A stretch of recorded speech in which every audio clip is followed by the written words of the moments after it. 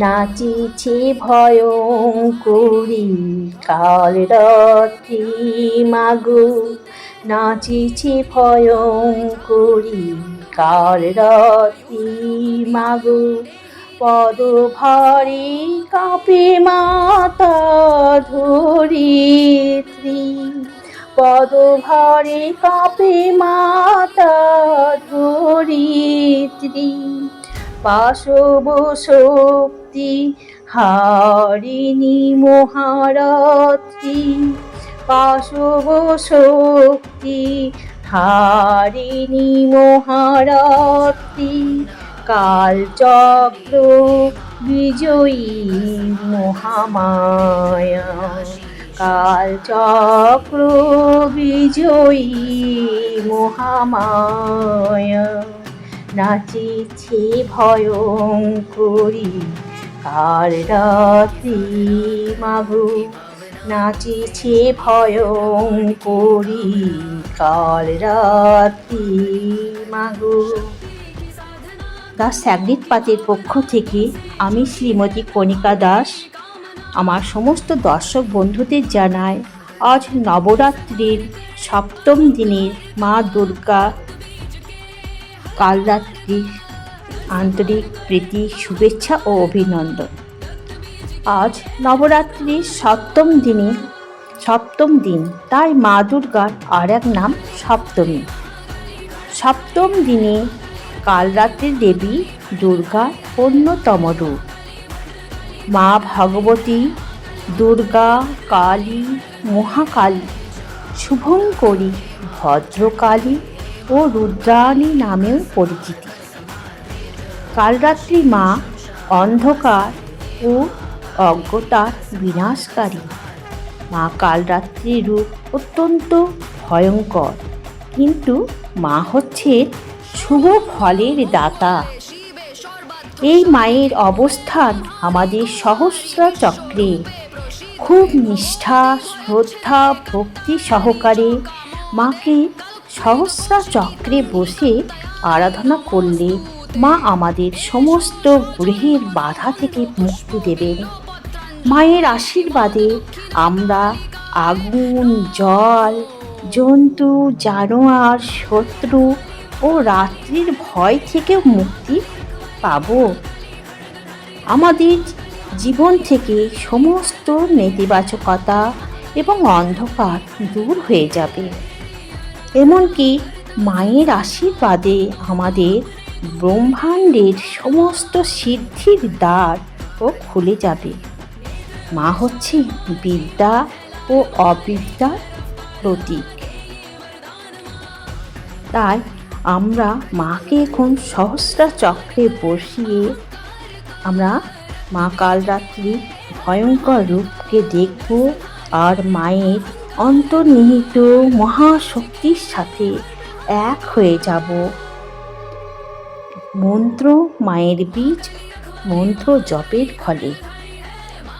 তাই আমরা এখন একটা নিরিবিলি স্থানে বসে মাকে, আমাদের সহস্র চক্রের ওপর মাকে বসিয়ে মায়ের সেই ভয়ঙ্কর রূপটাকে দেখব আর ভাবব একদম ইউনিভার্স থেকে একটা স্বর্গীয় ভাবের দিব্য জ্যোতি ক্লক ওয়াইজভাবে ঘুরতে ঘুরতে আমাদের ভেতরে একদম সহস্র চক্রের ওপরে ব্রহ্মরন্ধ্রের মধ্য দিয়ে আমাদের শরীরে প্রভাবিত হচ্ছে। আমাদের চারিদিক একটা স্বর্গীয় হিলিং এনার্জিতে ভরে যাচ্ছে। আমাদের শরীরের ভেতরের স্পাইনের মধ্য দিয়ে এই এনার্জি প্রভাবিত হচ্ছে। ধীরে ধীরে আমাদের শরীরে প্রত্যেকটা বডি পার্টসের পাশ দিয়ে ধীরে ধীরে এই এনার্জি একদম চলে যাচ্ছে, সমস্ত চক্রকে ভেদ করে আমাদের পায়ের তলা একদম মাটি ভেদ করে ধাত্রী মায়ের কাছে চলে যাচ্ছে। আর পৃথিবীর দিব্য শক্তির সাথে একাকার হয়ে যাচ্ছে এই স্বর্গীয় জ্যোতি। এই ঈশ্বরীয় ইউনিভার্সের দিব্য জ্যোতি, পৃথিবী মায়ের দিব্য জ্যোতি মিলিয়ে মিশে একাকার হয়ে একটা ঐশ্বরিক দিব্য শক্তি ডায়মন্ডে পরিণত হয়ে সেই শক্তি এখন আমাদের পায়ের তলা থেকে ধীরে ধীরে উপরে উঠে আসছে। এটা খুব ভালো করে আপনারা ইমাজিন করুন, দেখুন এই দিব্য জ্যোতি আপনাদের পায়ের তলা থেকে ধীরে ধীরে আমাদের মূলাধার চক্র, স্বাধিষ্ঠান চক্রকে ভেদ করে স্পাইনের ভেতর দিয়ে মণিপুর চক্র, অনাহত চক্রে এসে বিশুদ্ধ চক্রে, আজ্ঞা চক্রে এসে সহস্রা চক্রে অবস্থান করব। এখন এই সহস্রা চক্রে মায়ের বীজ মন্ত্রের সাথে সাথে এই জ্যোতি আরও আরও আরও তীক্ষ্ণ হয়ে উঠবে। যত আমরা এই মন্ত্র জপ করব আর এই ঈশ্বরীয় দিব্য শক্তি জ্যোতি ততই বৃদ্ধি পাবে। তাই এখন আমরা এই জপটা শুরু করব। আমি 18 বার করব, আপনারা কিন্তু 108 বার করবেন। ॐ ऐं ह्रीं क्लीं कालरात्रि नमः। ॐ ऐं ह्रीं क्लीं कालरात्रि नमः। ॐ ऐं ह्रीं क्लीं कालरात्रि नमः। ॐ ऐं ह्रीं क्लीं कालरात्रि नमः। ॐ ऐं ह्रीं क्लीं कालरात्रि नमः। ॐ ऐं ह्रीं क्लीं कालरात्रि नमः। ॐ ऐं ह्रीं क्लीं कालरात्रि नमः। ॐ ऐं ह्रीं क्लीं कालरात्रि नमः। ॐ ऐं ह्रीं क्लीं कालरात्रि नमः। ॐ ऐं ह्रीं क्लीं कालरात्रि नमः।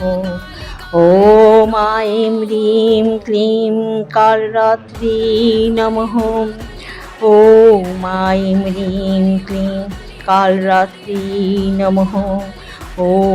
ऐं ह्रीं क्लीं कालरात्रि नमः। ॐ ऐं ह्रीं क्लीं कालरात्रि नमः। ॐ ऐं ह्रीं क्लीं कालरात्रि नमः। ॐ ऐं ह्रीं क्लीं कालरात्रि नमः।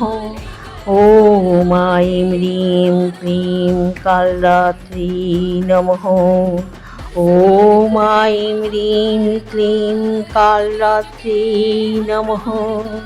ॐ ऐं ह्रीं क्लीं कालरात्रि नमः। এই মন্ত্রের জপের পূর্ণ ফল আমি মায়ের শ্রীচরণে অর্পণ করলাম। মা, তুমি সমস্ত জগৎবাসীর, সমস্ত তোমার ভক্তদের অন্ধকার দূর করে অজ্ঞতা বিনাশ করো। সকলকে তুমি আলোর পথ দেখাও, জ্ঞানের আলো দেখাও। সবাইকে সুস্থ রাখো। তোমার আশীর্বাদ সকলের মাথার ওপর বর্ষিত হোক। ধন্যবাদ।